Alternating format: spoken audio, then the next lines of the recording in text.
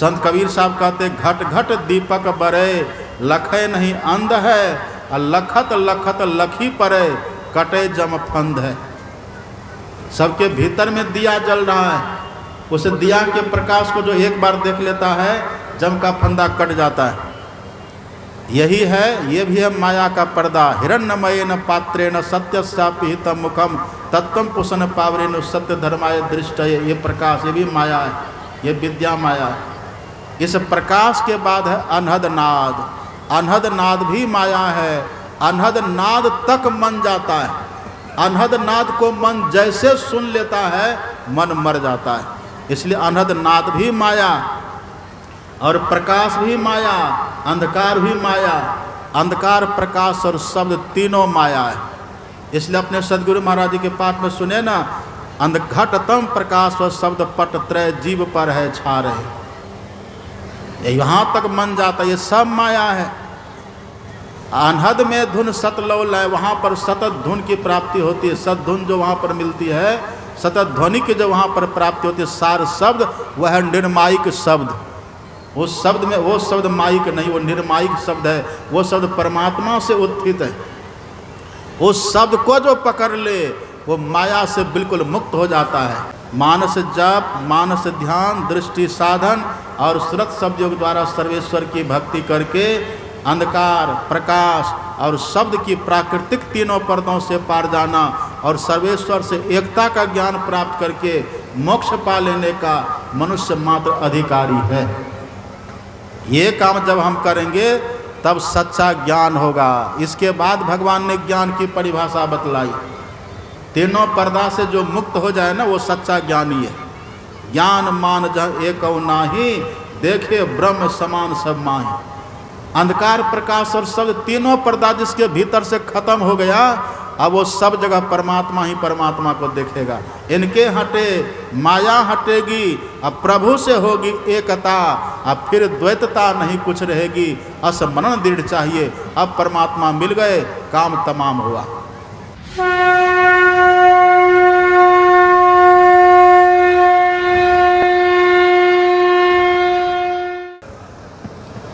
अभी जो विषय का पाठ हुआ बड़ा ही अद्भुत पाठ हुआ है। यदि आप ठीक ढंग से पाठ को सुने होइएगा तो आपको मालूम हुआ होगा अभी का जो विषय है एक संवाद के रूप में है, एक प्रश्नोत्तरी है। प्रश्न करने वाले भी अद्भुत हैं और प्रश्न का उत्तर देने वाले भी अद्भुत हैं। प्रश्न करने वाले हैं लक्ष्मण जी महाराज, और जिसने लक्ष्मण जी के प्रश्नों का उत्तर दिया है वे है मर्यादा पुरुषोत्तम भगवान श्री राम। यही संवाद आपने सुना है। ये संवाद दोनों में हुआ कहाँ था?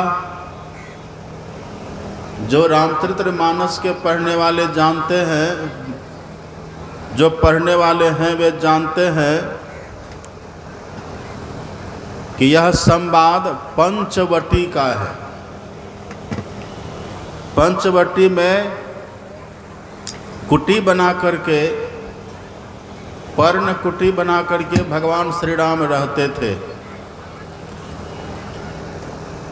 साथ में भगवती सीता भी थी और लक्ष्मण जी भी थे। गोस्वामी तुलसीदास जी लिखते हैं, एक बार प्रभु सुख आसीना। सुनिए बाजा वाले, थोड़ा बेस ठीक करिए, बाजा का आवाज़ थोड़ा भारी बने, बेस ठीक करिए। एक बार प्रभु सुख आसीना, लक्ष्मण बोले बचन छल हीना। पंचवटी में भगवान श्री राम अपने आसन पर बैठे हुए थे, बड़े सुख से बैठे हुए थे। भगवान सुखासन में बैठे हुए थे भगवान। सुखासन आप जानते हैं ना, सुखासन किसको कहते हैं? जो करलाही के बगल में है वो तो सुखासन गांव है। सुखासन का मतलब है सुख पूर्वक जिस आसन से हम बैठ सकें, वो है सुखासन। अथवा ये कह दीजिए जिस आसन से बैठने के बाद हमें सुख ही सुख मिले, वह है सुखासन। ये सुखासन है कौन? ये आसन किसको कहते? सुखासन किस आसन को कहते हैं? अभी जो देखिए हम लोग बैठे हुए हैं ना, जो दीक्षा के समय दीक्षा में बतलाते हैं, ये सुखासन है। एक पैर को नीचे रखते हैं, दूसरे पैर को ऊपर रखते हैं, और फिर गोद में एक हाथ को नीचे रखते हैं, एक हाथ को ऊपर रखते हैं। इसको कहते हैं सिद्ध सुखासन। इसको सिद्धासन भी कहते हैं, सुखासन भी कहते हैं। इस आसन से यदि कोई बैठे ना, तो मैंने पहले ही कहा था आपको, इस आसन से यदि कोई बैठे तो उसको घुटना में दर्द कभी नहीं होगा, उसके पीठ की रीढ़ कभी झुकेगी नहीं, कमर दर्द से भी बचे रहेंगे, उनका ध्यान भी अच्छा बनेगा, और इस आसन से बैठने पर मन भी शांत रहता है। आसन की बड़ी महिमा होती है। और देखिए जैसे यहाँ हम लोग बैठ कर के सत्संग कर रहे हैं ना, मानो इसी तरह से वहाँ पंचवटी में राम, लक्ष्मण और सीता ये तीनों बैठकर सत्संग कर रहे हैं। तब ये लोग बैठे कैसे हैं? एक बार प्रभु सुख आसीना। भगवान श्री राम सुखासन में बैठे हुए। तो हम लोगों को भी चाहिए कि सत्संग में सुखासन में बैठे। जो दीक्षा लिए उनको तो पता ही होगा। एक पैर को नीचे रखिए, बायां पैर को नीचे रखिए और दाहिना पैर को ऊपर रखिए, एक दूसरे पर ठीक से एडजस्ट करके रखिए। अब फिर गोद में बायां हाथ को नीचे रखिए, दाहिना हाथ को ऊपर रखिए और धरगर मस्तक को सीधा करके बैठिए। यही है सुखासन। इसको सिद्धासन भी कहते हैं। और आपको आश्चर्य होगा, इसी आसन से शंकर भगवान भी बैठते थे। आप पढ़िएगा शिव संहिता, भगवान शंकर बैठते भी थे और इस आसन से बैठने के लिए कहते भी थे, और इस आसन को सबसे श्रेष्ठ भी कहते थे। शंकर भगवान कहते हैं नासनं सिद्ध सदृशम, सिद्धासन के समान कोई आसन नहीं होता। तब भगवान शंकर भी सत्संग करते थे तो इसी आसन से बैठ करके करते थे। इस आसन से बैठिएगा तो आलस भी नहीं आएगा। इसी आसन से बैठिए। अब लक्ष्मण जी सामने बैठे हुए, भगवान बैठे हैं और लक्ष्मण जी सामने बैठे हैं। तो लक्ष्मण जी ने राम भगवान से प्रश्न किया है। क्या प्रश्न किया है? देखिए कई तरह का प्रश्न किया है। लक्ष्मण जी कहते कि हे प्रभु, कहु ज्ञान वैराग अरु माया, कहूँ सो भगति करहूँ जेहि दाया। हे प्रभु, हे श्री राम, हे भगवान, ज्ञान की बात कहिए। सब मेरी तरफ देखिए। इधर आप सबका ध्यान भटक रहा है, सब इधर एक टक मेरी तरफ देखिए। सुन रहे ना सब मेरी बात? इधर देखिए, सब मेरी तरफ, एक टक मेरी तरफ देखिए। सब इधर एक टक देखिए। देखिए लक्ष्मण जी ने कितना सुंदर प्रश्न किया है। कहूँ हे प्रभु कहिए। क्या कहिए? ज्ञान, विराग अरु माया, कहूँ सो भगति करहूँ जेहि दाया। हे राम, हे मेरे प्रभु, आप कहिए कि ज्ञान किसको कहते हैं? आप कहिए वैराग किसको कहते हैं, माया किसको कहते हैं, और कृपा करके ये कहिए कि वो भक्ति क्या है जिस भक्ति के करने से आप दया करते हैं, जो भक्ति करने से आपकी कृपा मिले वो भक्ति क्या है, ये कहिए। कितना प्रश्न हुआ, गिनती कर रहे हैं ना। ज्ञान किसको कहते हैं, वैराग किसको कहते हैं, माया किसको कहते हैं, और भक्ति किसको कहते हैं। 4 प्रश्न हुआ। और भी देखिए, ईश्वर जीव भेद प्रभु सकल कहूँ समझाए, जाते होई चरण रति शोक मोह भ्रम जाए। हे प्रभु, ये भी कहिए कि ईश्वर और जीव में अंतर क्या है। कुल मिलाकर के 5 प्रश्न हुआ। अब बैठे कहाँ हैं भगवान, बैठे कहाँ हैं, पंचवटी में। पंचवटी में बैठे हैं भगवान, पंचवटी में बैठे हैं लक्ष्मण। अब पंचवटी में बैठ करके 5 ही प्रश्न करते हैं। अद्भुत है। इधर ज्यादा खुरखार हो रहा है, इधर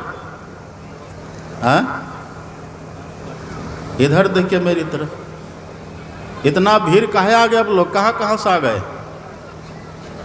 हे भगवान, बैठने की जगह नहीं है। इतनी गर्मी के समय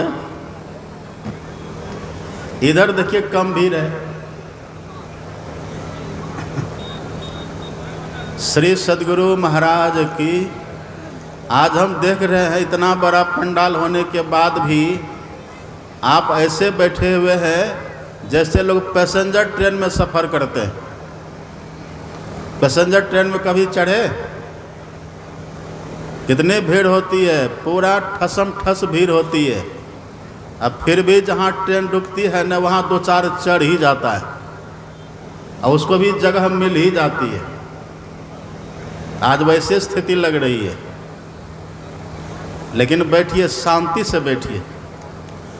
हम समझ रहे हैं कि आप कष्ट में हैं। इतनी गर्मी का समय, इतनी भीड़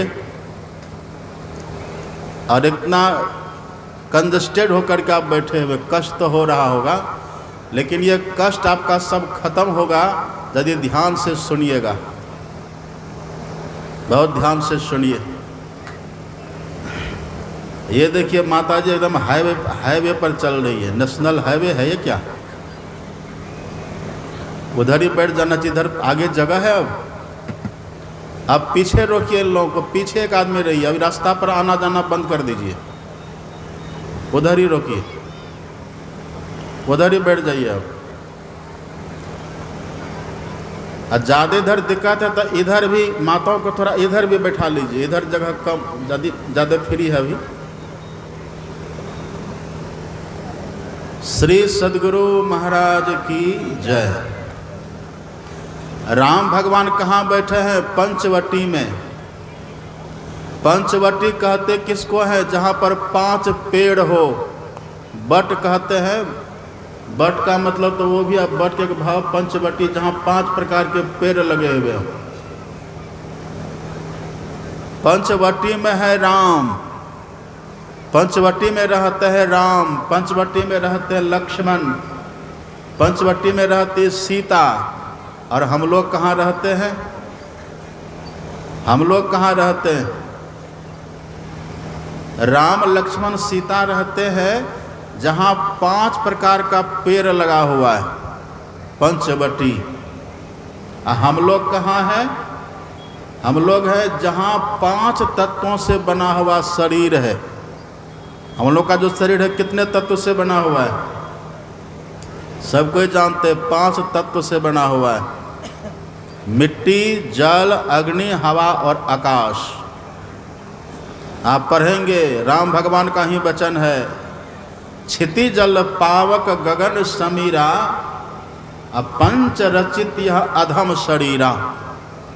हम लोग का जो शरीर है ये मिट्टी, जल, अग्नि, हवा, आकाश, इन 5 तत्वों से बना हुआ है।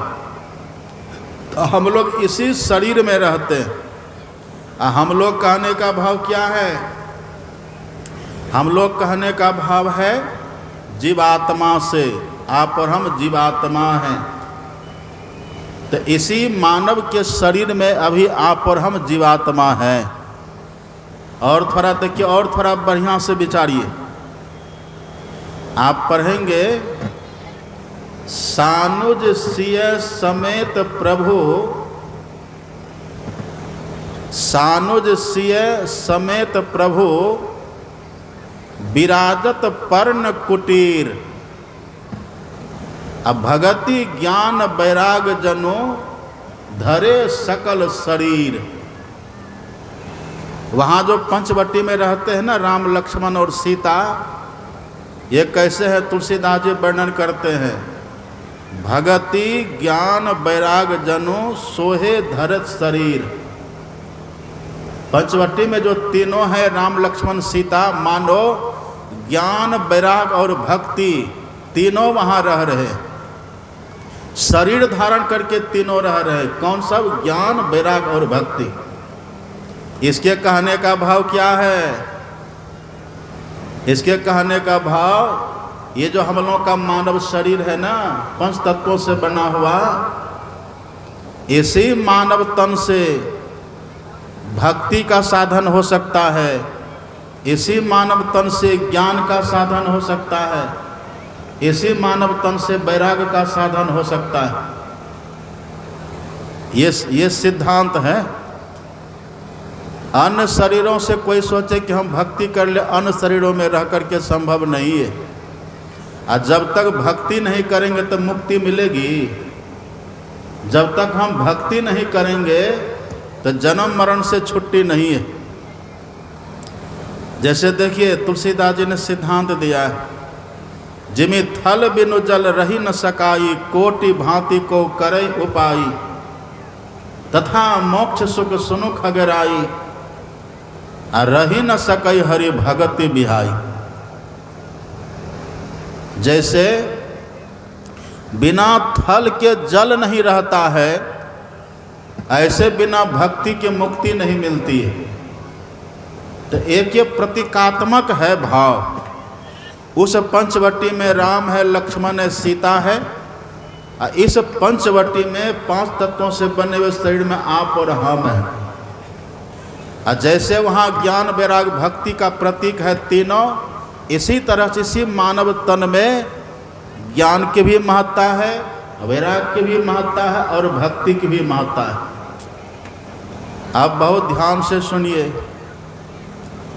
आपने ध्यान से सुना ना, लक्ष्मण जी ने जो प्रश्न किया है, सबसे पहला नंबर का प्रश्न है कि ज्ञान किसको कहते हैं। लेकिन भगवान ने प्रश्न के अनुकूल उत्तर नहीं दिया है।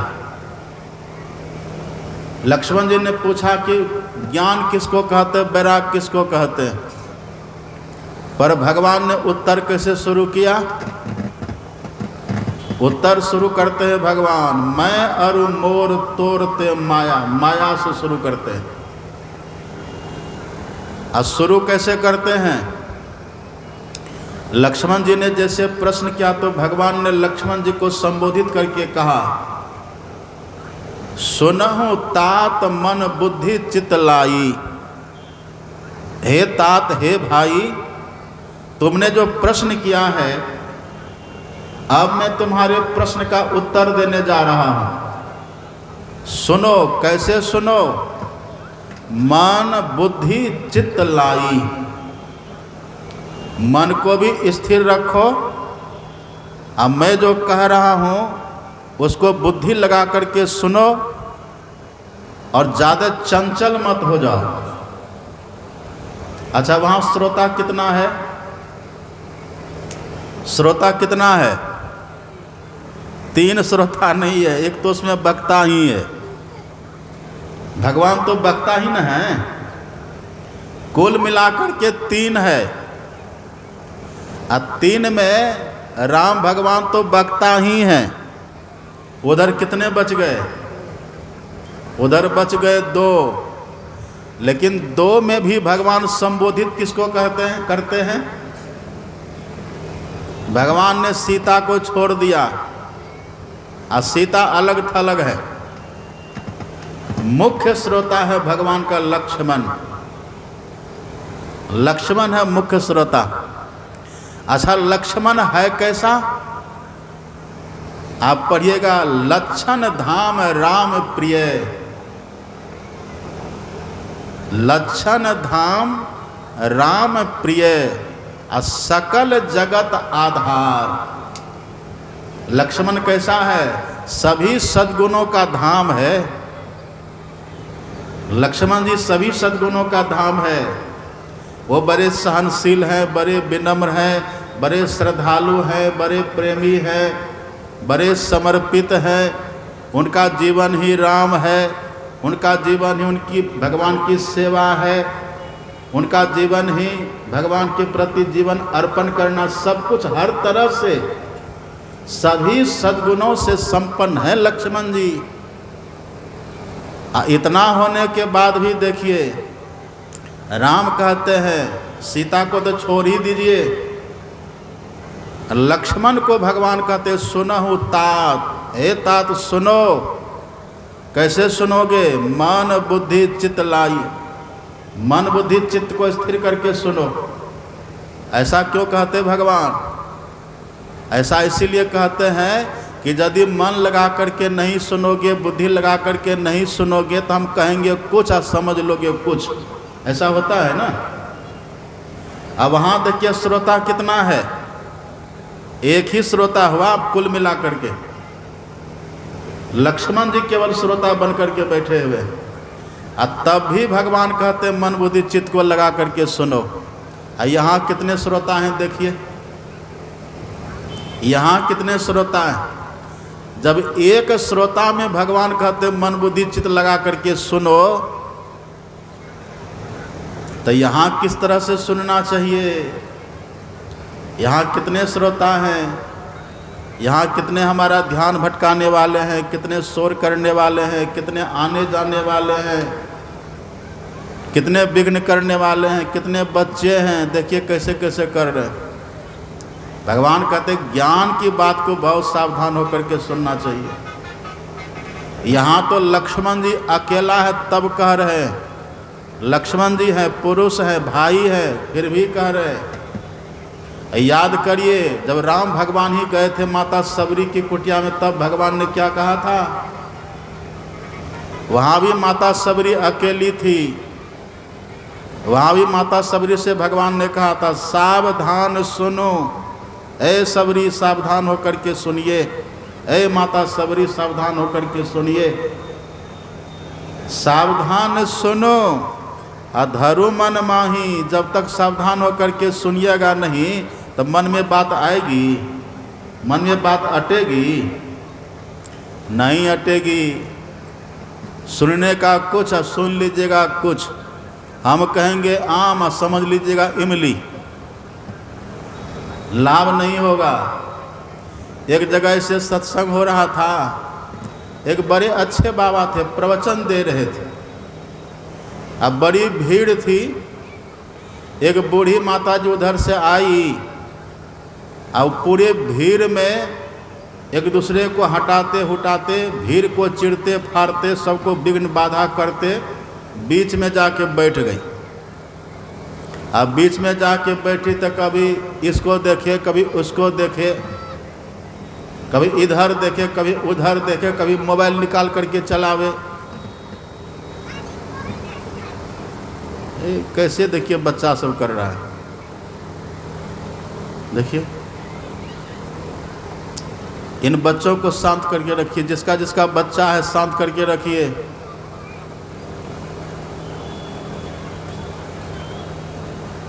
बच्चे को शांत करिए, बच्चे सब ध्यान भटकाता है। क्या कह रहे थे हम? सत्संग में पानी वही पीजिए जिसको बहुत तरास लगे, तरास, कंठ सूखने लगे तब पानी पीजिएगा। थोड़ा बहुत में पानी मत पीजिए। परीक्षित 7 दिन तक पानी नहीं पिए थे। आप 2 घंटा भी नहीं रह सकते पानी के बिना, गट गट दे रहे पानी। सुनिए ध्यान से, वो बूढ़ी माता जी आई, अब भीड़ को चिढ़ते फाड़ते जाके बीच में बैठी। अब बैठी तो शांत से बैठ जाती तब न, इधर देखे उधर देखे, इससे गप उससे गप। अब 10 मिनट बैठी और उठ के चल दिया। आई तब विघ्न, गई तब विघ्न। उधर जब गई 2 4 5 युवक मिला। माता जी कहाँ गए थे? गए थे सत्संग में। कब गए थे? अब ये 10 मिनट पहले गए थे। तो आ गए? हाँ आ गए। कहा क्यों? सत्संग सुने नहीं? क्या सुनेंगे, बाबा ऐसे बकबका रहे थे। बकबका रहे थे? हाँ क्या? बाबा कह रहे थे दिल्ली में कुत्ता बीमार है। तो ये कौन बात है? कुत्ता बीमार छर्रापट्टी में नहीं होता, कहीं बीमार हो सकता है। ये कौन बात हुई? चलो बाबा से पूछते हैं। 4 5 युवक मिले, चले बाबा के पास के पूछे क्या बोल रहे थे। अब बाबा तो बाबा होते सीधे भोले भाले। और युवक का तो आप जानते हैं, जहाँ युवकों का संग वहाँ बाजे मृदंग, और जहाँ बुढ़ों का संग वहाँ खर्चे का तंग। 4 5 युवक गया बाबा के पास। अरे बाबा क्या बोल रहे थे? आप प्रवचन कर रहे थे। स्पीड देखिए, हे भगवान, उधरे रहिए सब। बाबा क्या बोल रहे थे? प्रवचन कर रहे थे। आप क्या बोल रहे थे? दिल्ली में कुत्ता बीमार है। बाबा ने कहा नहीं तो हमेशा क्यों बोलेंगे। बूढ़ी बगल से कहती है बाबा हो के झूठ बोलते हैं, गेरवा कपड़ा पहन करके झूठ बोलते बाबा हो के। हम अपने कान से सुने आप बोल रहे थे दिल्ली में कुत्ता बीमार है। अब बेचारे बाबा कहते हम तो ऐसा बोले नहीं थे। युवक कहते कि बाबा ये बूढ़ी माता जी है, एक तो माता जी है ऊपर से बूढ़ी है, ये झूठ बोलेगी?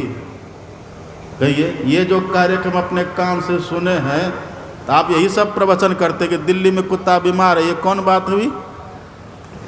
तब बाबा ने सोचा ऐसा हम क्या बोले, ऐसा तो ये तो हम कभी बोले नहीं कि दिल्ली में कुत्ता बीमार है। आइए माता जी कर अपने कान से हम सुने हैं। बाबा फेर में पड़ गए। तब जब बहुत याद किए, याद करते करते तब बाबा को याद हुआ, अरे हम ये थोड़े कह रहे थे कि दिल्ली में कुत्ता बीमार है। कहा तब हम ये कह रहे थे दिल्ली में कुतुब मीनार है। हम कह रहे थे दिल्ली में कुतुब मीनार है। अब बूढ़ी माता सुन गई दिल्ली में कुत्ता बीमार है।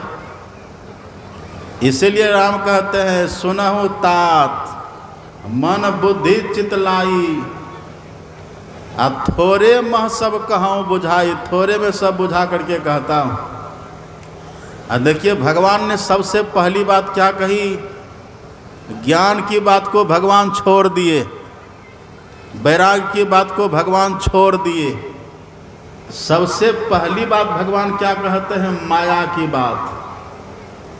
भगवान ने कहा कि हे लखन, हे लक्ष्मण, तुमने जो कहा ना माया किसको कहते, तो सुनो, मैं अरु मोर तोरते माया, अजही बस किन्हे जीव निकाया। गो गोचर जहाँ लगे मन जाई, सो सब माया जाने हो भाई। हे भाई, मैं और मेरा, तू और तेरा, यही है माया। जहाँ तक हमारी 14 इंद्रियां, जहाँ तक हमारी 10 स्थूल इंद्रियां जा सकती हैं,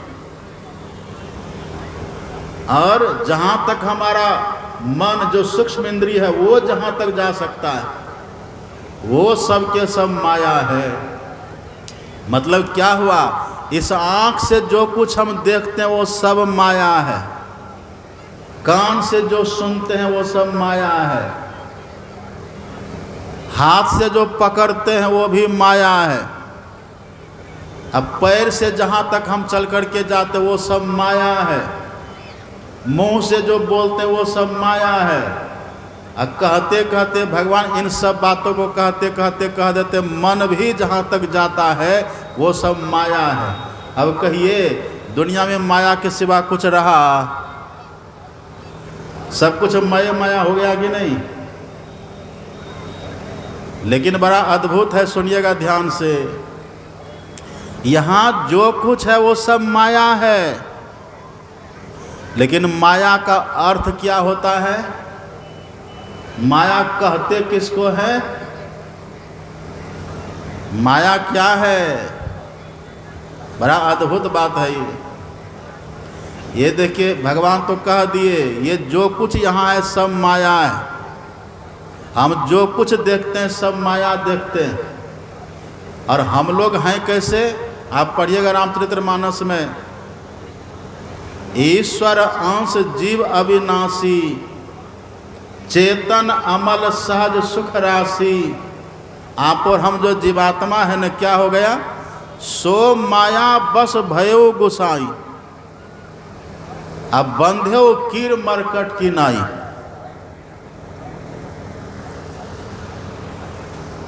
आप और हम सब इधर जो कुछ बोल रहा है प्रचार इसी ग्राउंड में बोल रहा है क्या, कि बाहर बोल रहा है? बाहर है ना?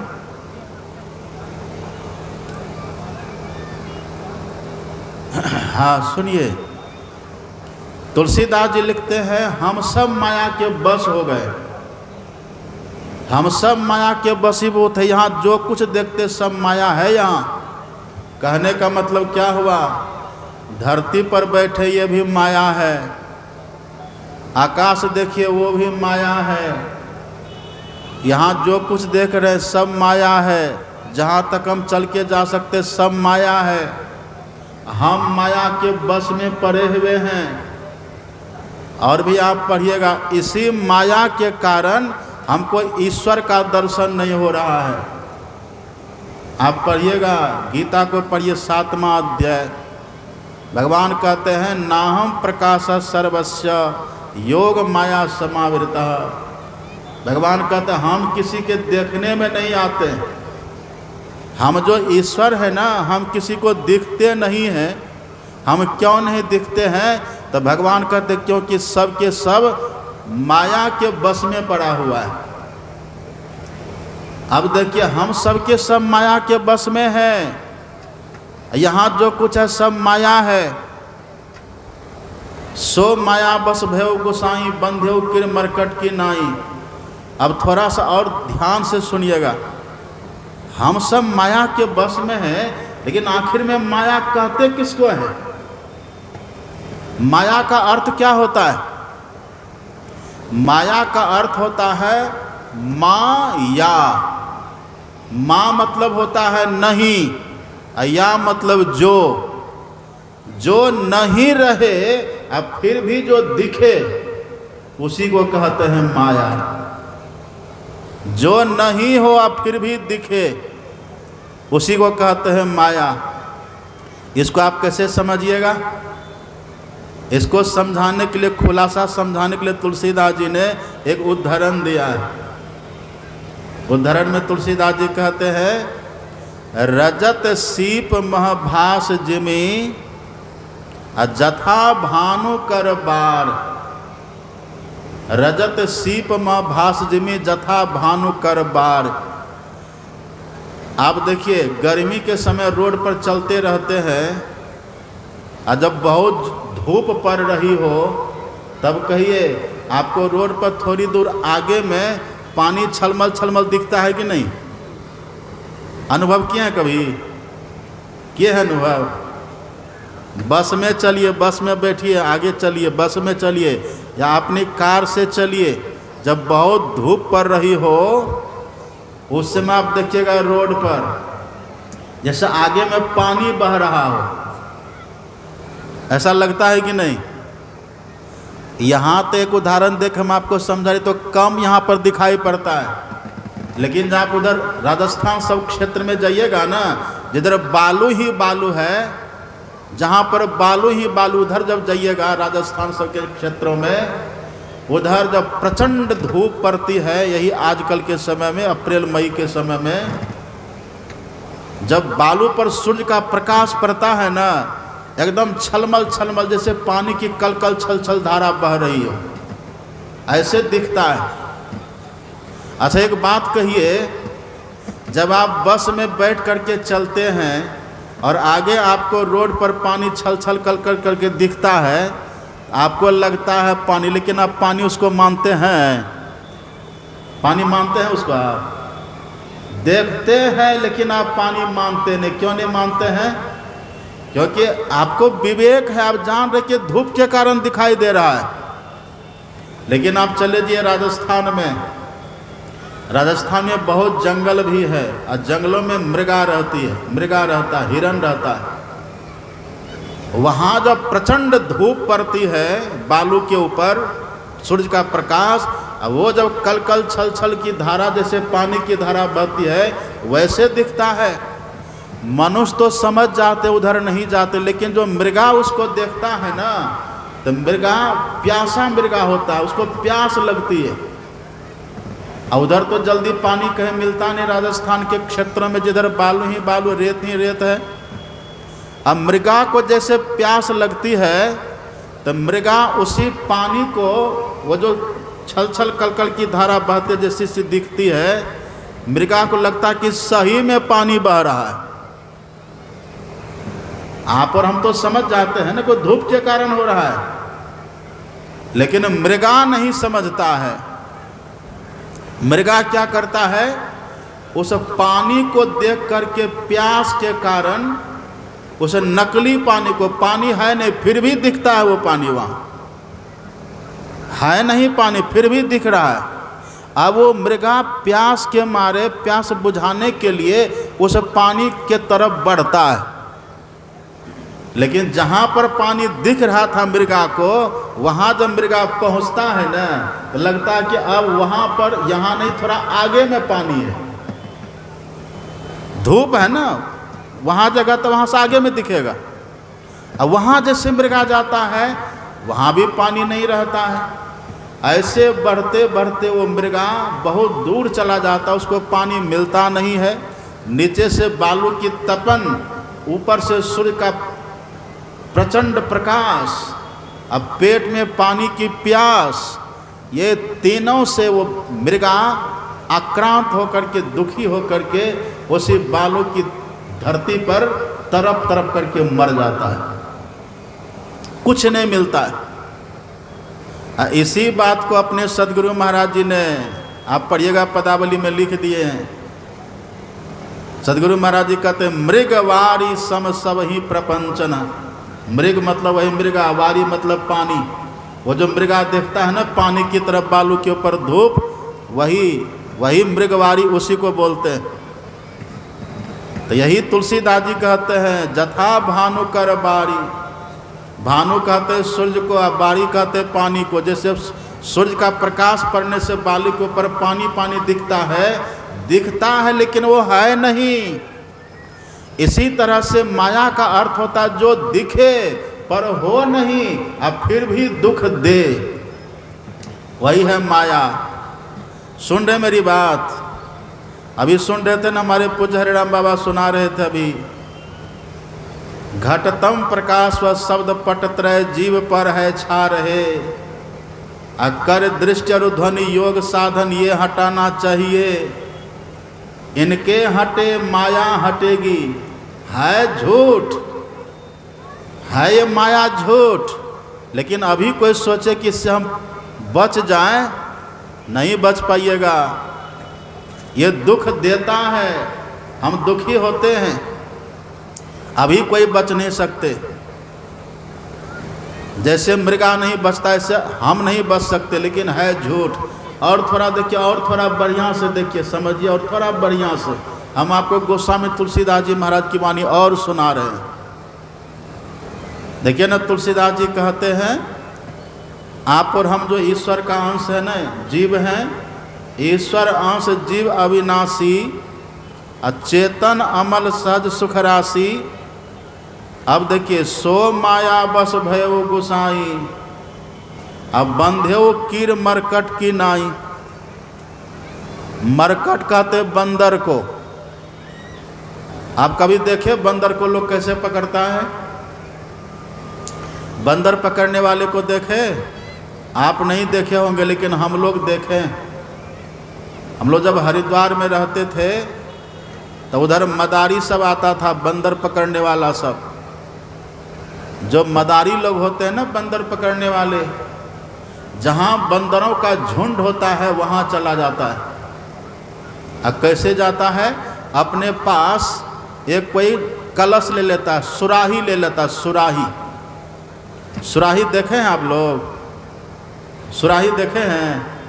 सुराही एक घड़ा, मिट्टी का घड़ा होता है, लेकिन घड़ा का मुंह तो बड़ा होता है ना, सुराही का मुंह छोटा होता है, जिसमें लोग पानी पीते हैं। उसको बोलते हैं गांव घर में इंडियन फ्रिज। जैसे लोग फ्रिज में पानी को रख के ठंडा करते हैं ना, ऐसे सुराही में आप पानी भर करके रखिए गर्मियों में, देखिए कितना शीतल शीतल पानी हो जाएगा। देखे, लोग गर्मी के समय सुराही में पानी भर करके पीते हैं, बहुत ठंडा हो जाता है। तो सुराही का जो मुंह होता है ना, बहुत साकरा छोटा होता है। जो मदारी लोग होते हैं, बंदर पकड़ने वाले, वो क्या करता है? वही एक सुराही ले लेता है, और सुराही लेकर के वो चले जाते वहाँ जहाँ बंदरों का झुंड होता है, और साथ में कुछ मिठाई ले लेते हैं। एक बड़ा सा लड्डू मिठाई ले लेते हैं। लड्डू देखे ना, बूंदिया का जो लड्डू होता है बड़ा वाला, वो बूंदिया का लड्डू ले लेता है। और जा करके वो जो सुराही लेकर के जाते हैं, सुराही को धरती में कंठ तक, मतलब मुंह तक, खाली मुंह को ऊपर छोड़ करके पूरा गाड़ देता है धरती में, और उसके चारों तरफ मिठाई को गुड़ करके छिड़क देता है। मिठाई को रगड़ करके गुड़ करके छिड़क देता है चारों तरफ। एक बड़ा सा लड्डू लेकर के सुराही के भीतर में रख देता है। और आप जानते हैं ना, बंदर को खुशबू, बंदर को सुगंध, बंदर को गंध बहुत लगता है। बंदर जो भी कुछ खाएगा तो देखिएगा पहले सूंघता है। बंदर सबको सूंघ सूंघ के खाएगा, तो उसको सुगंधी दुर्गंधी सुगंध उसको बहुत लगती है। तो जैसे वहाँ मिठाई को छिड़कते हैं मदारी, अब बंदर को खुशबू लगती है मिठाई की। मिठाई की खोज करते करते वो बंदर सुराही के पास जाता है। अब पहले तो बाहर की मिठाइयों को जो छिड़का था गुड़ करके, उस मिठाई को पहले चुन चुन करके बंदर खा लेता है। और जब बाहर की सब मिठाई खत्म हो जाती है, अब फिर भी खुशबू आती है। क्यों? क्योंकि सुराही के भीतर भी एक लड्डू रखा हुआ है। बाहर का तो सब मिठाई खा लिया, अब उसके भीतर जो सुराही के भीतर जो लड्डू रखा है बड़ा सा, अब उसकी खुशबू भीतर से आती है। तब बंदर क्या करता है? झांक करके देखता है सुराही के भीतर, देखता वहाँ भी एक लड्डू पड़ा हुआ है, उसकी खुशबू भी आती है। अब बंदर धीरे से अपना हाथ उसमें डालता है। हाथ डाल दिया और लड्डू को भर मुट्ठी ऐसे पकड़ लेता है। अब जैसे लड्डू को भर मुट्ठी पकड़ता है बंदर, और ऊपर जो खींचने लगता है, अब निकलेगा निकलेगा कैसे रहा है? अब लड्डू निकलेगा उसका हाथ? क्यों नहीं निकलेगा? सुराही है ना, उसका मुंह सांकड़ा है। इधर से तो हाथ ऐसे गया था तो चला गया, पर जब लड्डू पकड़ के निकालने लगा, अब उसका हाथ निकलता ही नहीं है। लेकिन बंदर क्या समझता है? बंदर के मन में होता है कि अरे लगता मेरे हाथ को किसी ने पकड़ लिया। पकड़ा है कोई दूसरा पकड़ा है, लेकिन बंदर को लग क्या रहा है? किसी ने पकड़ लिया। अब कहिए झूठ है कि सच है? बंदर को जो लग रहा है किसी ने पकड़ लिया, ये झूठ है कि सच है? बिल्कुल गलत है, ये झूठ है। बंदर को किसी ने पकड़ा नहीं है, लेकिन बंदर के मन में ये भ्रम हो जाता है कि किसी ने हमें पकड़ लिया। ये भ्रम है बंदर को। इसी तरह से जैसे बंदर को भ्रम हो गया किसी ने हमें पकड़ लिया, इसका परिणाम क्या होता है? आप इसका परिणाम देखिएगा। अब बंदर मिठाई को पकड़े रहता है, च्या च्या च्या च्या चचियाता है और उसके चारों तरफ घूमते रहता है। अब मुट्ठी को छोड़ता ही नहीं है। मदारी दूर से देखता कि हाँ अब ये बंदर फंस गया। बंदर खुद से न फंस गया, किसी ने फंसाया तो नहीं। मदारी देखता बंदर फंस गया। अब मदारी वहाँ बांस की छड़ी लेकर के जाता है। अब पहले उसको 2-4 छड़ी लगाता कस कस के। अब बंदर चैं चैं चैं चैं चैं चैं चैं कर रहा है। यदि वो बंदर मुट्ठी छोड़ देता तो मुट्ठी छोड़ करके वो भाग सकता था, लेकिन भ्रम क्या हो गया, हमें किसी ने पकड़ लिया। ये भ्रम की बीमारी देखिए कितनी बड़ी है। इसलिए लक्ष्मण जी कहते कि हे प्रभु, आप ऐसा ज्ञान हमको दीजिए, शोक मोह संदेह भ्रम सब मिट जाए। ये भ्रम देखिए कैसा है। ये आपको मजाक लग रहा होगा, लेकिन मदारी बंदर को ऐसे ही पकड़ता है। बंदर को लगता है कि हमें किसी ने पकड़ लिया। इसी बात को आप पढ़िएगा अपने सदगुरु महाराज जी की वाणी में, पदावली में पढ़िएगा। सदगुरु महाराज जी कहते हैं कि संग समंग मोह मुट्ठी को बांधी, कि संग समंग मोह मुट्ठी को बांधी, अब विषय कीच फंसी भयो है उपाधि। पदावली में पढ़िएगा। तुलसीदास जी कहते मरकट और अपने सदगुरु महाराज जी कहते कीस। और दोनों का अंदर होता, दोनों का अर्थ होता है बंदर। कीस मतलब भी बंदर होता है, अब मरकट का अर्थ भी बंदर होता है। तुलसीदास जी कहते हैं बंध्यो किर मरकट की नाई। इसी बात को आप पढ़िएगा संत कबीर साहब की वाणी में। संत कबीर साहब ही कहते हैं मरकट मुट्ठी स्वाद नहीं बहुरे, घर घर रटत फिरो, आ कहे कबीर नलनी के सुगना तो ही कवन पकड़ो। अरे तुझको किसने पकड़ा है? तूने खुद से पकड़ लिया है। तुमने खुद से पकड़ा है, तुमको किसी ने नहीं पकड़ा है। ये कहने का भाव माया ने हमको नहीं पकड़ा, हम खुद से माया के बस हो गए। इसे जीव को माया ने नहीं पकड़ा, ये जीव आप और हम खुद से माया के बस में हो गए। आप कहिएगा कि बाबा हम माया के बस में हो गए, इसका प्रमाण, इसका प्रतीक क्या है? बहुत ध्यान से सुनिए, सुन रहे मेरी बात को साहब? पंडाल में है कि नहीं? ये लल्लू किसका है? ये कहाँ घूम रहा है बीच में? भगाइए सबको उधर। श्री सदगुरु महाराज की, इधर देखिए मेरी तरफ देखिए। बंदर को देख उसको भ्रम हो गया है। अब आप कहिएगा कि बाबा बंदर को जो भ्रम हुआ तो प्रत्यक्ष में दिख रहा है कि सुराही में अपने हाथ को पकड़ लिया है, अपने से मिठाई को पकड़ करके फंस गया है, वो तो दिख रहा है। लेकिन हम लोग माया के बस में हैं, इसका प्रतीक यहाँ कैसे समझेंगे? अब देखिए यहाँ पर बंदारी बंदर को मार मार करके बस कर लेता है। कभी देखे मदारी क्या करता है बंदर को बस करके? उसके पहले तो 2-4 छड़ी मार मार करके बंदर को शांत करता है, अब फिर उसके गले में रस्सी डाल देता है, और रस्सी डाल करके सुराही को फोड़ करके तब उसके भीतर से बंदर के हाथ को निकालता है बाहर। और आपको आश्चर्य होगा, सुराही के भीतर से हाथ निकल जाने के बाद भी बंदर उस लड्डू को नहीं छोड़ता है, तब भी नहीं छोड़ता है। तब मदारी क्या करता है, वो जो बांस की छड़ी लेके रहता है ना हाथ में, उसी छड़ी से उसके लिलहवा पर 2-4 छड़ी लगाता है। यहाँ यह ना लिलहवा, इसी लिलहवा पर 2-4 छड़ी लगती है बंदर को, तब वो भक्त से मिठाई को छोड़ देता है। लेकिन परिणाम क्या हुआ? मदारी के बस हो गया। अब कबीर साहब कहते घर घर रटत फिरो।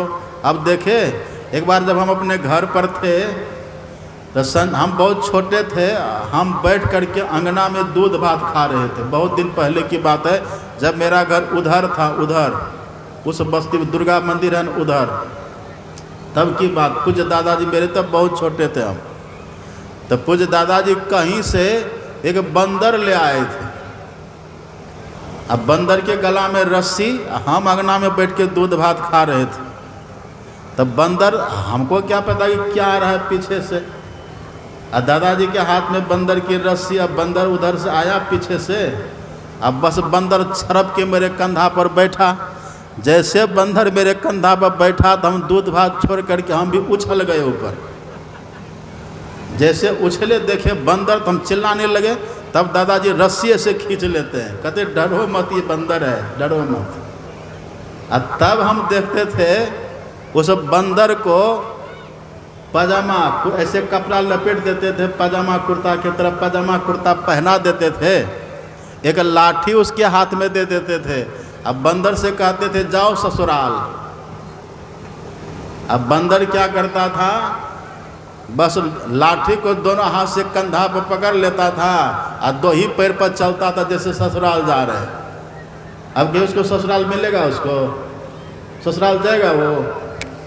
लेकिन बेचारा डर के मारे बस में हो गया है ना, नहीं जगह ससुराल, ससुराल उसको है नहीं, कुछ मिलेगा नहीं ससुराल में। इन मदारी के जो बस में हो गया है, नहीं करेगा वैसा तो उसको मार लगेगी। मार खाता है बंदर। अब मार खा खा करके बंदर कमाता है। अब देखिएगा मदारी को, बंदर से कहता जाओ मांगो, लोग चारों तरफ से खड़े रहते, बंदर हाथ फैला करके मांगता है, और जो 2 पैसा 10 रुपया 20 रुपया जो उसको देता, कोई 5 रुपये, वो ले करके मदारी के हाथ में देता, अपने हाथ में रखता है बंदर, सब मदारी को दे देता है। कितना दुख में पड़ गया। देखिए, थोड़ा सा भ्रम हुआ कि हमें किसी ने पकड़ लिया, और दुख देखिए कितना हो गया। इसी बात को हमारे सदगुरु महाराज जी पदावली में लिख देते, आप पढ़िएगा। अपने सदगुरु महाराज जी लिख दिए, और लिख ही नहीं दिए, हम लोग को रटा दिए हैं। रोज हम लोग गाते हैं स्तुति प्रार्थना में, सिद्धांत पाठ में क्या गाते हैं, क्या पढ़ते हैं? मायाबद्ध जीव, मायाबद्ध जीव आवागमन के दुख में पड़ा रहता है। रोज पाठ करते हैं कि नहीं? कहिए, रोज पाठ करते। जैसे वो बंदर लड्डू के लोभ में पड़ करके मदारी के बस में हो गया, ऐसे आप और हम भी ये विषय रूपी लड्डू, विषय लड्डू के लोभ में पड़ करके माया के बस हो गए। अब माया के बस में पड़ करके हुआ क्या? अब देखिए, माया है तो झूठ, इन परिणाम कितना भुगतना पड़ रहा। उसी के कारण हमको जन्म मृत्यु का चक्र लग गया है, जन्म मरण का चक्र शुरू हो गया है। हम जन्मते हैं, मरते हैं। यद्यपि आत्मा का जन्म मरण नहीं होता, जन्म मरण होता है शरीर का। लेकिन शरीर के कैद में, बंधन में जो आप और हम है ना, इसलिए शरीर के दुख के कारण आप और हमको भी दुख होता है। देखिए झूठ, पर दुख कितना हो रहा है। मायाबद्ध जीव आवागमन के चक्र में पड़ा रहता है। इस प्रकार रहना जीव के सभी दुखों का कारण है। लेकिन ये है झूठ, पर ऐसे छूटेगा? ऐसे नहीं छूटेगा। इसको छोड़ने, ये जो माया है ना, इसका प्रतीक क्या है? हम माया के बस में हैं, इसका प्रतीक क्या है? आंख बंद करके देखिए क्या दिखाई देता है। आंख बंद करके देखिए सबको क्या दिखाई देता है? अंधकार दिखता है कि नहीं? ये माया का प्रतीक है। कबीर साहब का वचन आप पढ़िएगा। संत कबीर साहब कहते हैं, देख माया का रूप तिमिर आगे फिरे। तिमिर कहते अंधकार को। यदि माया को प्रत्यक्ष में देखना चाहते हैं ना, आंख बंद करके देखिए, जो घोर अंधकार है, वो जो तिमिर है, माया का प्रतीक है।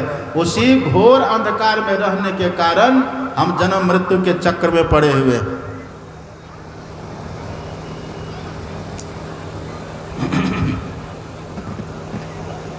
घिंच के बैठाइए इनको, जल्दी घिंच लीजिए ना, ऐसे मानेंगे।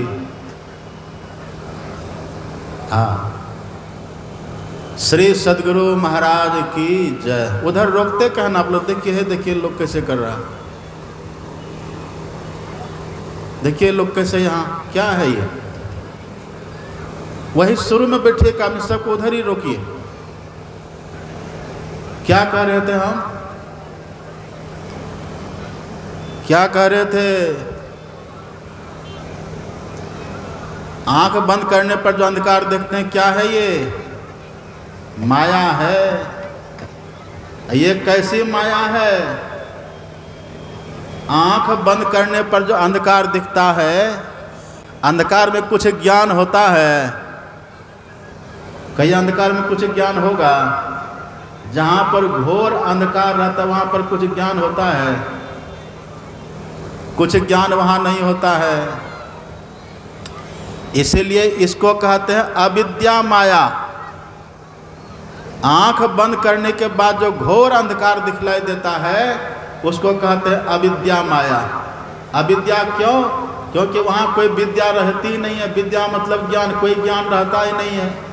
आप अपने कमरे में बैठे हुए हैं, मान लीजिए रात्रि का समय है, आप अपने कमरे में बैठे हुए हैं, अब बल्ब जल रहा है, आपके कमरे में आप बैठे हुए हैं, बल्ब जल रहा है, आपके कमरे का गेट खुला हुआ है और आप देख रहे हैं कि आपके कमरे में उस गेट होकर के एक सांप आपके कमरे में घुस रहा है। अब सांप को कमरा में घुसते हुए देख लिए, उसी समय बिजली गुल हो गई, उसी समय लाइट चली गई, बल्ब बंद हो गया, घोर अंधकार हो गया। अब कहिए क्या दशा होगी आपकी? अब कहिए आपको सांप दिखाई पड़ेगा?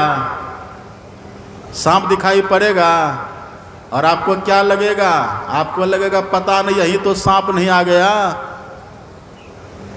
और जहां पैर उठा करके रखना चाहिएगा आपके मन में होगा क्या पता वहीं पर सांप बैठा हो, लगेगा कि नहीं? सांप है एक, लेकिन अंधकार जो हो गया है अब वही एक ही सांप आपको सब जगह लगेगा। पता नहीं उधर जगह वहीं सांप हो। खड़ा रहने में भी आपको दुख लगेगा, क्या पता यहीं पर सांप आ जाए।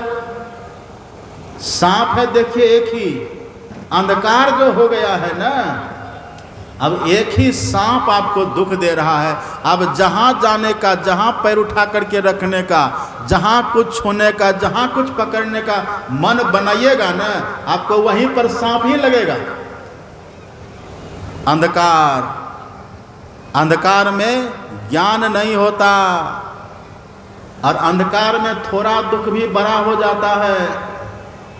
अच्छा, वहीं यदि फिर से बल्ब जल जाए तब क्या होगा?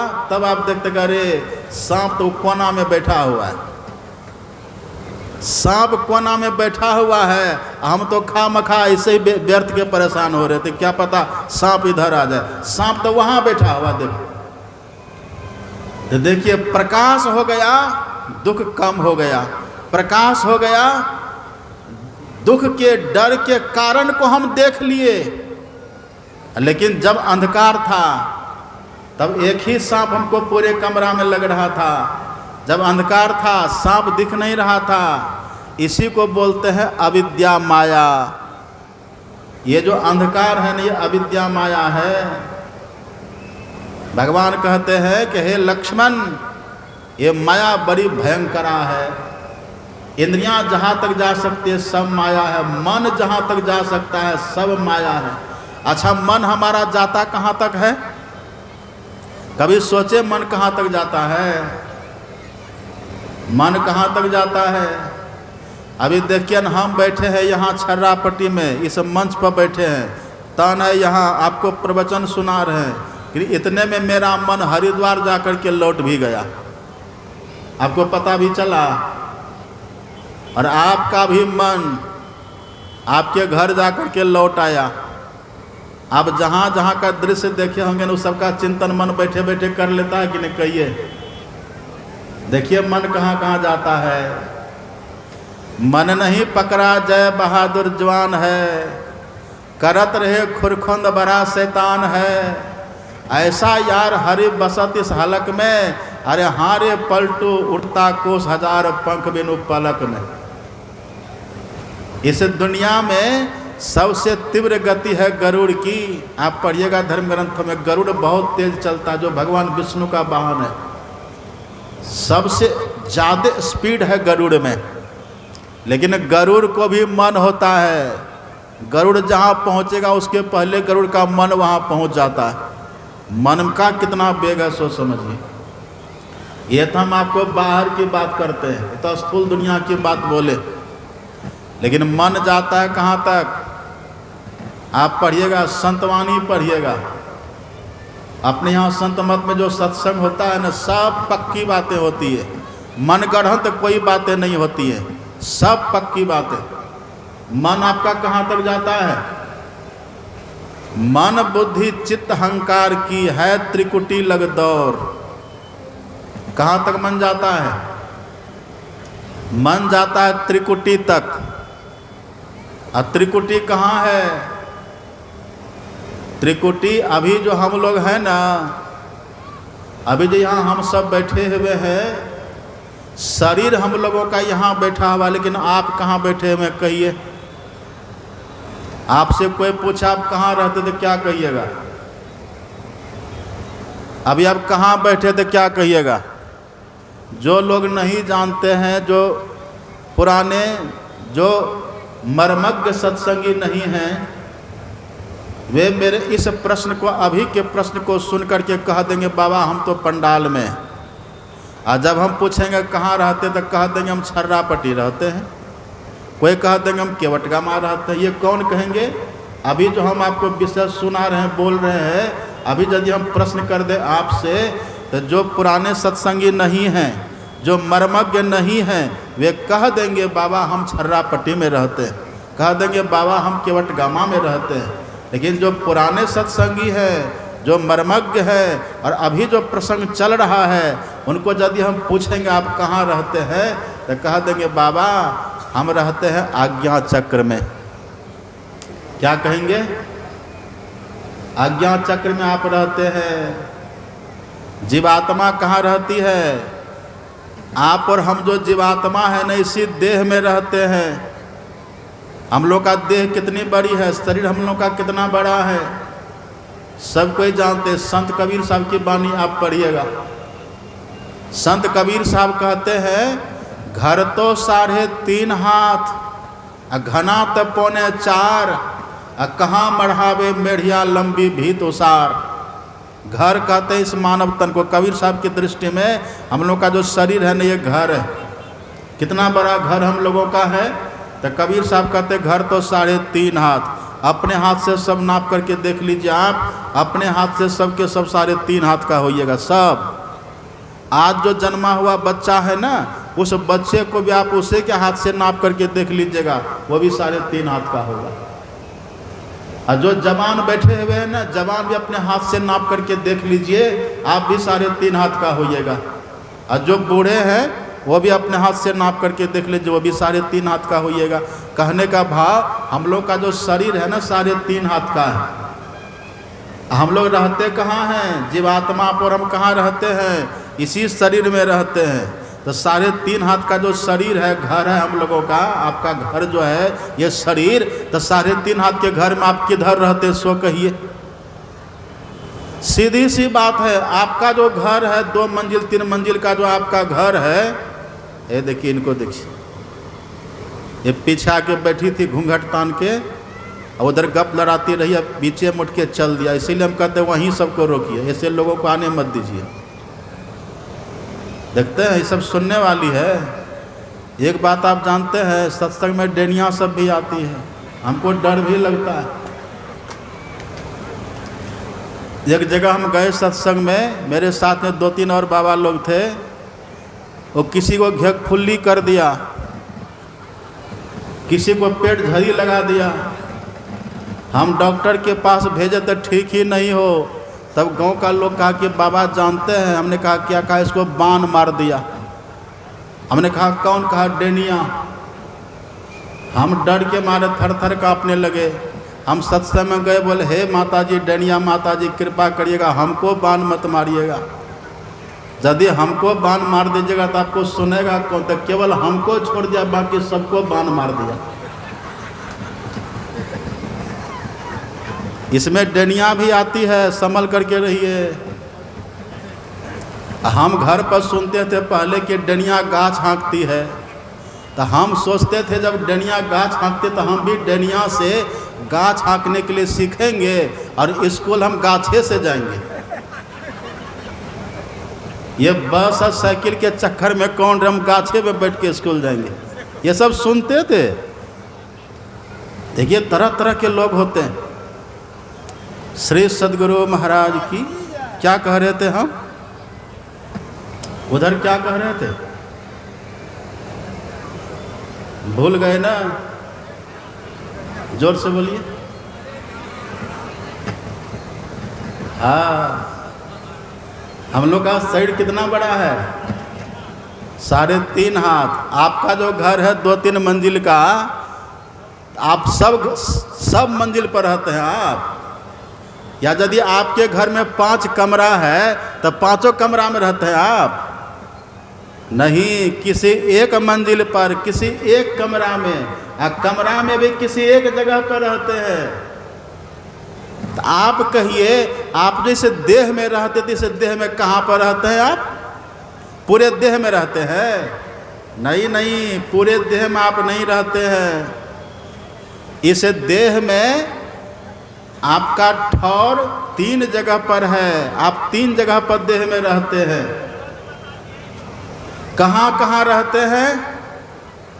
जब तक आप जगे रहते हैं जागृत अवस्था में, दोनों आँखों के ठीक मध्य में यहाँ रहते हैं। कहाँ रहते हैं? यहाँ रहते हैं। इसी को बोलते हैं आज्ञा चक्र। यहाँ ये दोनों आँखों के मध्य में आज्ञा चक्र रहता है। जब तक आप और हम जगे रहते हैं ना, इसी आज्ञा चक्र में रहते हैं। कैसे रहते? मैंने प्रातःकाल कहा था ना, मन आपके संग में रहता है। अब मन कैसे संग में रहता है? जैसे दूध के संग में घी रहता है। जैसे दूध के संग में घी रहता है ना, ऐसे मन के संग में हम रहते हैं। जहाँ दूध वहाँ घी, और जहाँ मन वहाँ हम। मन के संग में रहते हैं हम। कबीर साहब से देखिए, कबीर साहब से किसी ने पूछा, कबीर साहब इस देह में कहाँ रहते हैं हम? तो कबीर साहब ने कहा, सुनो, नैनो माही मन बसाए। तुम जो हो ना, नैनो माही। देखिए नैनो ये बहुवचनांतक शब्द है। नैनो मतलब एक से अधिक का बोध होता है ना, नैनो। नैन मतलब क्या होता है? पढ़े लिखे लोग जानते हैं, नैन का अर्थ होता है आँख। क्या होता है नैन का अर्थ? आँख। और नैनो मतलब एक से अधिक, तो हमारी 2 आँख है ना। नैनो मतलब 2 आँख। अब माही का मतलब मध्य, माही का मतलब मध्य, बीच। तो आप और हम जो जीवात्मा है ना, कबीर साहब कहते जागृत अवस्था में दोनों आँखों के बीच में मन के संग में जीवात्मा रहती है यहाँ। यही बात अपने सद्गुरु महाराज भी कहते, पढ़िएगा पदावली में। अपने सद्गुरु महाराज जी कहते हैं, मन मन तुम बसो तीसरो नैना में महा। कबीर साहब कहते दोनों आँखों के मध्य में, और सद्गुरु महाराज जी कहते तीसरी आँख में। एक ही बात है। उपनिषद वाणी आप पढ़िएगा, उपनिषदों की बात। संत मत की मूल भित्ति क्या है? उपनिषद। उपनिषदों का ज्ञान, मूल ज्ञान, यही संत मत का मूल आधार है। आप पढ़िएगा उपनिषदों में। एक ऋषि कहते, उपनिषद के ऋषि कहते हैं, नेत्रस्थम जागृतम विद्यात कंठे स्वप्नं समाविशेत हृदयस्थम तो तुर्यम मूर्धनि संस्थितम। ऋषि कहते हैं जब तक हम जगे रहते हैं तब तक हमारा निवास नेत्र में होता है। नेत्र कहने का मतलब तीसरा नेत्र, तीसरी आँख में रहता है। यहाँ पर हमारा बसा है। तो यदि आपको कोई पूछे आप कहाँ रहते हैं, तो कह दीजिए तीसरी आँख में। अब पुलिस के यहाँ थाना में आप जाइए कुमारखंड कोई काम करने के लिए, अब वहाँ दरोगा साहब पूछेगा कहाँ रहते हैं, कह दीजिए तीसरी आँख में, 2 डंडा लगा देगा। हैं, तीसरी आँख में रहता है, ये कौन सा परिचय हुआ? वहाँ आप बोलिए, जब पूछे दरोगा कहाँ रहते तो आप कह दीजिए छर्रापट्टी में, तो आप कहिएगा कि बाबा तब ये याद करने से क्या होगा? यहाँ के दरोगा आपको पूछेंगे यहाँ का घर, लेकिन एक दिन सबको देह छोड़ करके जाना है। पूछे धर्मराज जब भाई, वहाँ धर्मराज पूछेगा आए हो? हाँ। आए हो? हाँ। कहाँ से आए हो? छर्रापट्टी से। अच्छा, रहते कहाँ थे? कह दीजिएगा छर्रापट्टी में। 2 मुंगरा लगा देगा जमराज। छर्रापट्टी में रहता था? छर्रापट्टी में तो तुम्हारी देह रहती थी, तुम कहाँ रहता था? सो बताओ। तो यहाँ के लोगों को, यहाँ के पुलिस को आपको यहाँ का घर बताना है, लेकिन जब जमराज पूछेगा तो उसको बताने के लिए आपको सही पता चाहिए। कह दीजिएगा, पूछेगा जमराज कहाँ रहता था, कह दीजिएगा छर्रापट्टी में, तब भी 2 मुंगरा लगा देगा। कहाँ रहता था, कह दीजिएगा कान में, तब भी 2 मुंगरा लगा देगा। कहाँ रहता था, कह दीजिएगा पैर में, तब भी 2 मुंगरा लगा देगा। और यदि कह दीजिएगा आँख में, प्रसन्न हो जाएगा, इसको आध्यात्मिक ज्ञान है। क्योंकि देखिए वेद भगवान कहते हैं, कबीर साहब कहते हैं, सदगुरु महाराज जी कहते हैं, जब तक हम जगे रहते हैं यहीं आँखों में यहीं रहते हैं, अब मन यहीं रहता है। और जब कोई दीक्षा लेकर के भजन करने लग जाते हैं ना, जब भजन करने लग जाते तब यहाँ से ऊपर उठते हैं। अभी हम ऊपर नहीं उठते, अभी तो हम सोते हैं रोज। जागृत सपने तथा जीवो गच्छत्या गच्छते पुनः, रोज हम सपनाते हैं, रोज हम गहरी नींद में जाते हैं, रोज हम जगते हैं। जब सोते हैं तब मन हमारा नीचे जाता है, कहाँ तक? हृदय तक, यहाँ तक आता है। यहाँ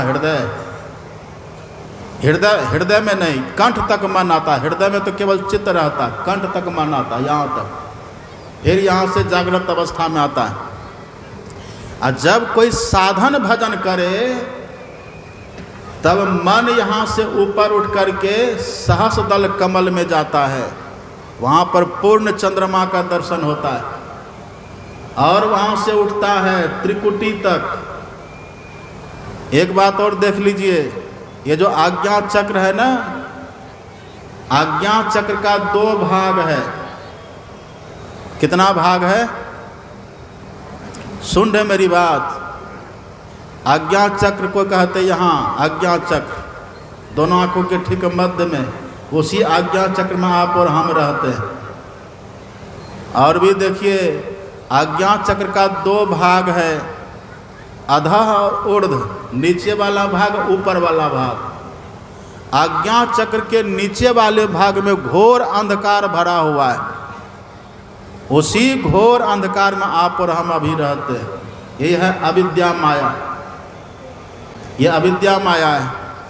और यदि कोई दृष्टि योग की क्रिया सीखे, एक मंत्र का जप ले, एक मंत्र का जप करे, एक रूप का ध्यान करे और दृष्टि योग की साधना करे। आज दीक्षा में हमने 3 क्रिया बतलाए। आज बहुत लोग दीक्षा लिए, और दीक्षा लेने वाले का नंबर लगा हुआ था, हमने बहुतों को रोक दिया, अब आज ने कल देंगे। इसके पहले हम सत्संग में थे, वहाँ पिपराही में, मधेपुरा जिला में पिपराही है ना, वहाँ भी ऐसे ही भीड़।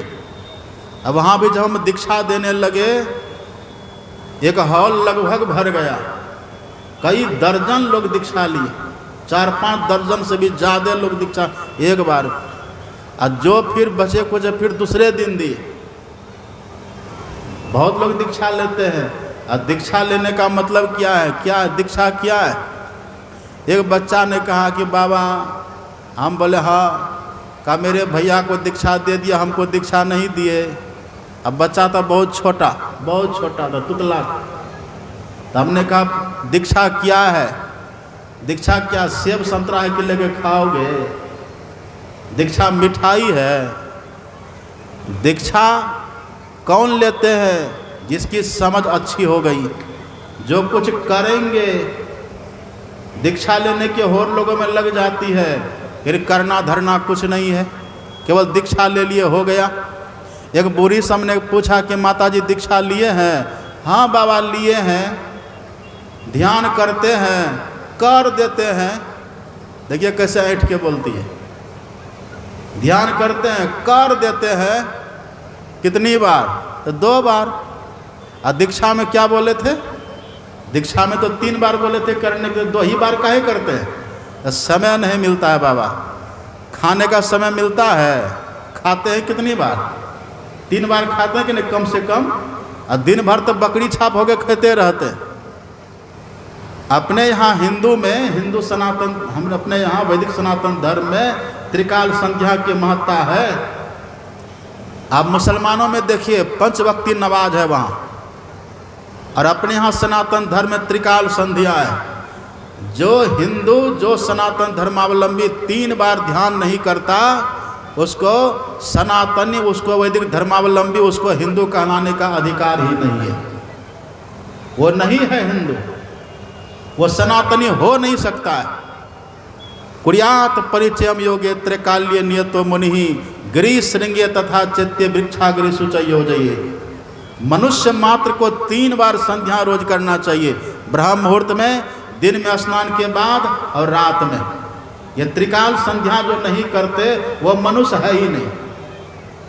त्रिकाल संध्या, इसका वर्णन वेदों में है, धर्म ग्रंथों में इसका वर्णन है। यही 3 प्रकार की साधना यदि कोई व्यक्ति करे, शुरू में केवल मंत्र जपने से कुछ नहीं होगा। हाँ, मंत्र एक माध्यम है, माया से निकलने का जो साधन है, मुख्य क्रिया। अभी सुन रहे थे ना, हमारे बाबा सुना रहे थे आपको। अपने सदगुरु महाराज जी कहते हैं, घटतम प्रकाश व शब्द पट त्रय जीव पर है छा रहे, कर दृष्टि और ध्वनि योग साधन ये हटाना चाहिए। पर ये कैसे हटेगा? कर दृष्टि और ध्वनि योग साधन, दृष्टि योग और नादानुसंधान। तब पहले ट्रिप में, पहले के ध्यान, पहले की दीक्षा में 3 बात बतलाते हैं, मानस जप, मानस ध्यान और दृष्टि योग। ये 3 साधना करने से आपके भीतर जो पहली माया का प्रतीक है ना, अविद्या माया, जो अंधकार है, वो खत्म हो जाएगा। आप उस माया से निकल जाएंगे। अंधकार बड़ा भयंकर है। ये आंख बंद करने के बाद जो घोर अंधकार देखते हैं, इसी को राम भगवान कहते हैं, एक दुष्ट अतिशय दुख रूपा। ये आंख बंद करने के बाद जो घोर अंधकार दिख रहा है, ये अविद्या माया है। इसी के लिए राम भगवान कहते हैं, ये बड़ा दुष्ट है, ये अंधकार बड़ा दुष्ट है। ये हम आपको सुनाए हैं ना कई बार। अंधकार को हिंदी में कहते तम। क्या कहते हैं? तम। तो जब तक है तम, तब तक है जम। कितना खतरनाक है देखिए। एक तो अंधेरी कोठरी तामे दियाना न बाती हो, अब बहिया पकड़ी जम ले चले कोई संग न साथी हो। ये अंधकार के चलते हम जम के फंदा में पड़ते हैं। इसी अंधकार के चलते हम जन्म मृत्यु के, इसी अंधकार के चलते हम 84 लाख योनियों में भटकते रहते हैं। आप पढ़िए गोस्वामी तुलसीदास जी महाराज की वाणी, जब लग नहीं निज हृदय प्रकाश। यह अंधकार जब तक है, प्रकाश जब तक नहीं हुआ है, जब लग नहीं निज हृदय प्रकाश, अरु विषय आस मन माही, तब लग तुलसीदास भ्रमत सुख सपने हो नाही। तब तक सपना में भी सुख नहीं मिलेगा। अंधकार में जब तक रहिएगा ना, सुख कभी मिलेगा? कितना भी धन हो, कितना भी पद हो, कितनी भी प्रतिष्ठा हो, सुख नहीं मिलेगा। बुद्ध भगवान राजा थे, सब कुछ था, लेकिन उनको सुख नहीं दिखा। और साधु बनकर के जब अंधकार को खत्म कर दिए, सुखी हो गए। एक व्यक्ति के दरवाजे पर कुआं था। सुनिए ध्यान से, थोड़ा एक कहानी सुना देते बीच में। कहानी इसलिए सुना देते कि समझ में ठीक से बात आ जाती है। एक व्यक्ति के दरवाजे पर एक कुआं था। अब कुआं से एकदम बदबू आ रही थी, दुर्गंध आ रहा था, बदबू। पंडित जी के पास गए। पंडित जी देखिए ना, मेरे कुआं में तो बड़ी बदबू आ रही है, दुर्गंध आ रहा है। तो पंडित जी बोले एक काम करो, पूजा पाठ करवा लो, सत्यनारायण का पाठ करवाओ। कहा ठीक है, करवा लिया। और तब भी बदबू कुआं की खत्म नहीं हुई। कहा बदबू आ क्यों रहा, इसका पता किया? तो पता चला कि कुआं में एक मरा हुआ कुत्ता है। क्या है? कुआं में कुत्ता मर गया है।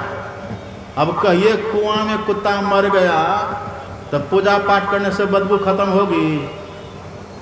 खत्म होगी बदबू? कहा चलो पूजा पाठ करने से बदबू खत्म नहीं हुई तो कोई बात नहीं, एक काम करिए, इसमें गंगा जल थोड़ा डाल दीजिए।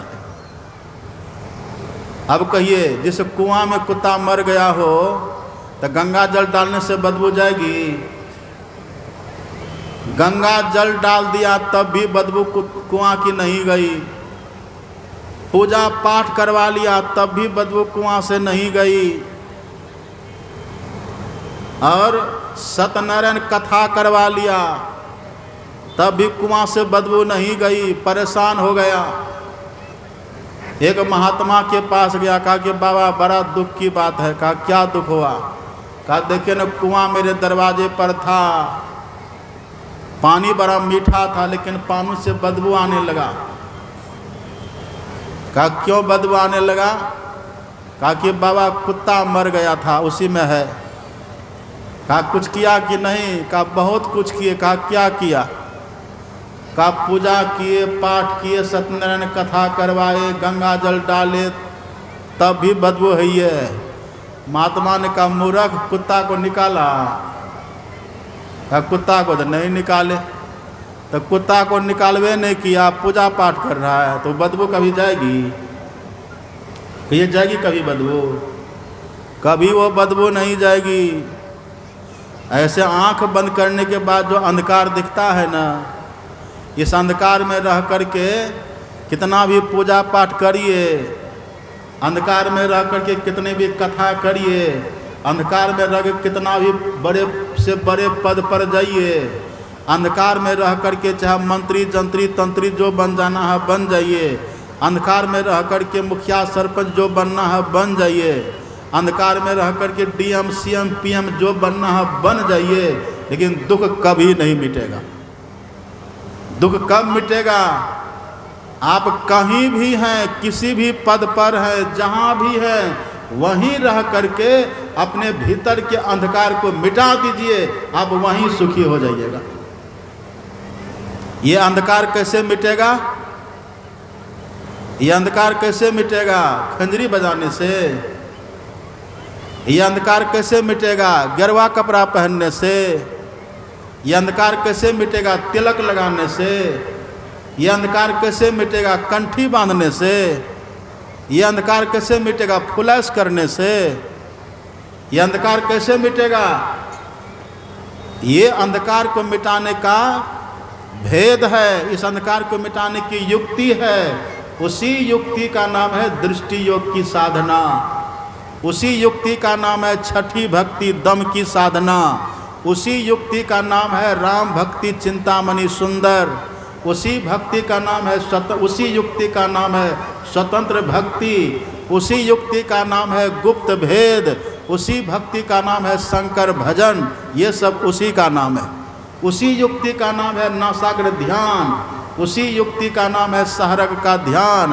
उसी युक्ति का नाम है बिंदु का ध्यान। कितना नाम है देखिए। संत महात्मा ऐसे बोले हैं ये सब बात। आप ये सब नहीं करिएगा और सोचिएगा कि माया से बच जाए, संभव है? इसलिए सदगुरु महाराज जी कहते कर दृष्टि अरु योग साधन। यही दृष्टि योग साधन जो करेंगे, कर दृष्टि अरु ध्वनि योग साधन, ये दृष्टि योग की साधना। दृष्टि योग की साधना करने से आपके भीतर अंधकार खत्म होकर के प्रकाश दिख जाएगा पक्का। ये प्रत्यक्ष में क्या हुआ है? और जैसे प्रकाश आपको दिख गया ना, अंधकार खत्म हो जाएगा। ब्रह्म ज्योति खुली गई अंतर में, और निशी अंधियारी हदस भागी। अंधकार किधर भाग जाएगा आपको पता भी नहीं चलेगा।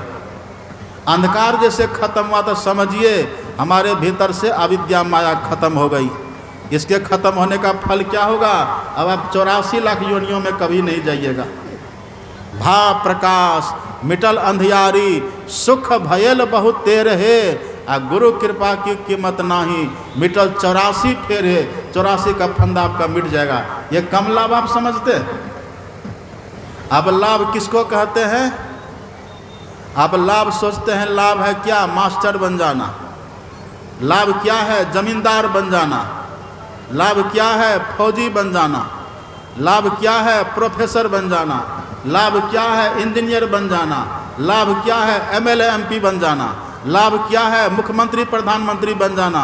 ये सब भी लाभ है, इसका विरोध नहीं है। पर याद रखिए, यदि अंधकार में रहिएगा ना तो बहुत कष्ट झेलना पड़ेगा। इसलिए आप कहीं भी रहिए, लेकिन इस अंधकार को मिटाने का प्रयत्न करिए। पढ़े लिखे तब भी, अनपढ़ हैं तब भी। विप्र भंगी अपढ़ पढ़वा, करो तरिहो न शंक हो, तरते गए जो अस किए सब रह राना रंग हो। अब प्रकाश में चले जाइएगा, लेकिन याद रखिए प्रकाश भी माया है। उस प्रकाश को कहते विद्या माया। तिनकर भेद सुनाओ तुम दो, विद्या अपर अविद्या दो।